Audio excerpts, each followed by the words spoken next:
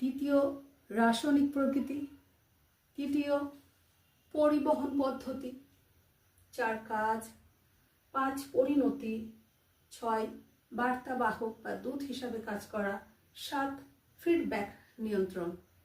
এই ফিডব্যাক নিয়ন্ত্রণটাকে একটু বোঝাতে হবে। দেখো আমি বোর্ডে লিখে তোমাদেরকে বুঝিয়ে দিচ্ছি।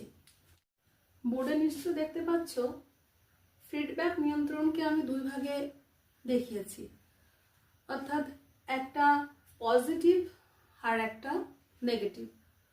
পজিটিভটা কি? পজিটিভ হচ্ছে এই পজিটিভের ক্ষেত্রে রক্তে যদি থাইরক্সিনের পরিমাণ স্বাভাবিকের থেকে কমে যায় তাহলে হাইপোথ্যালামাস সক্রিয় হয়ে ওঠে আর তা থেকে খরিত হয় থাইরোট্রপিন রিলিজিং হরমোন।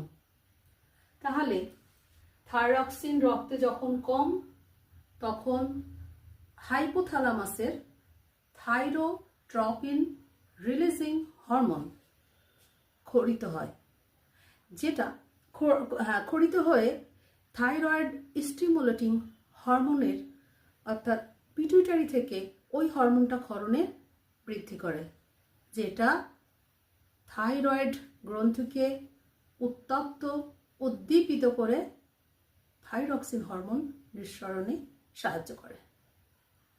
বোর্ডে লিখছি, দেখো, দেখতে পাচ্ছ?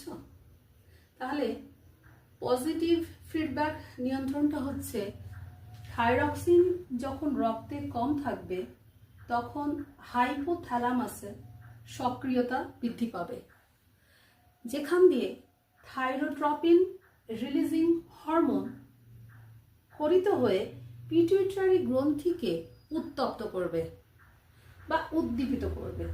সেখান দিয়ে অর্থাৎ পিটুইটারি গ্রন্থি থেকে তখন উৎপন্ন হবে থাইরয়েড স্টিমুলেটিং হরমোন, যেটা থাইরয়েড গ্রন্থিকে উত্তপ্ত উদ্দীপিত করে থাইরক্সিন হরমোন ক্ষরণ বাড়াবে। এটাই হচ্ছে পজিটিভ ফিডব্যাক।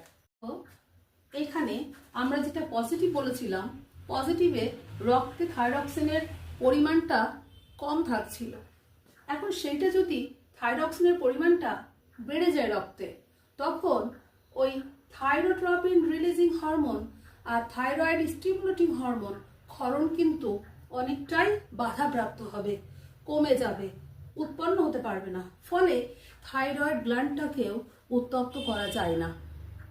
তাহলে থাইরক্সিন অবভিয়াসলি ওখান দিয়ে কম বেরোবে। এটা তাহলে বেশি বেরোলে এখানে থাইরক্সিন, এখানে কম হয়ে যাচ্ছে, অর্থাৎ নেগেটিভ ফিডব্যাক। ক্লিয়ার না হলে আছি, তোমাদের কমেন্টে আমি অবশ্যই অ্যান্সার দেব, তোমরা কমেন্ট করো খবরদার। আর অসুবিধা হলে আমি ক্লাসে না যাই, আমি তো স্কুলে আছি, স্কুলে আমার সঙ্গে কথা বলবে, আর এগুলো অবশ্যই খাতায় লিখে তাই পড়বে, না হলে কিন্তু বুঝতেই পারবে না। ছোট ছোট কিছু প্রশ্ন আসে রাসায়নিক বার্তাবাহক, যেটা এর আগে বলে এসছি। এছাড়াও আসে রাসায়নিক সমন্বয় সাধক বা সমন্বয়ক, প্রাণী হরমোনকে কেন বলবো, সেগুলো নিয়ে আমি আলোচনা করি। চলো, বোর্ডটা দেখবে আর প্লিজ মন দিয়ে পড়ো আর খুব মন দিয়ে লেখো, তাহলেই বুঝবে।